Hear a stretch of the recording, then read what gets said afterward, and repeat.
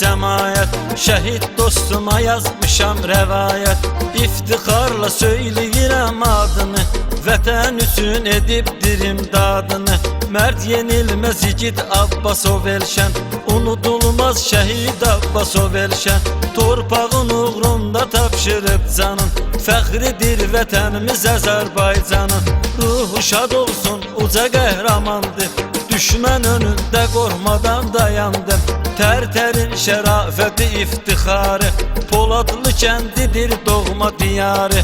Doğuldu Tərtərdə boya başa çatdı, doğma torpağının adını yaşatdı. Suqovşan istiqamətdə döyüşdə, yardım edən vaxtı irəliləyişdə. Sentyabrın 28-i, gözləmədiyimiz bu xəbərlə bizi əbədi həsrətin ağuşuna saldı.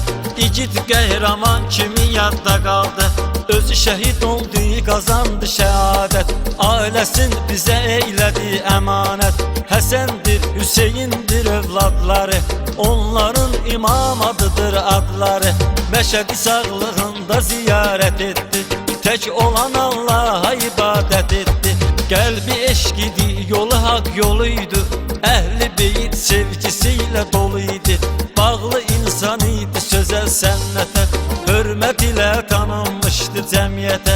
Elşənin şirin avazı ilə səsi valih edərdi dinləyən hər kəsi. Sadə səmimiyyəti, insanlığı əvəz olunmaz idi mehribanlığı. Elşənin haqqında çox desə yazdı, adını öz qanı ilə tarixə yazdı. Şəhid Xaliqi yad edim qardaşı, hər ikisinin eynidir məzardaşı. Poladlı kəndində məhəbbət ilə, böyük hörmət ilə, ləyaqət ilə eyni gündə düküldülər torpağa, şərəflə dəfn oldular torpağa. Bir ailənin iki oğul balası, ata-ananın gözünün ağı qarası. Cəmi şəhidlər behişdə qonaqdır, ilahi dərgahda üzləri ağdı.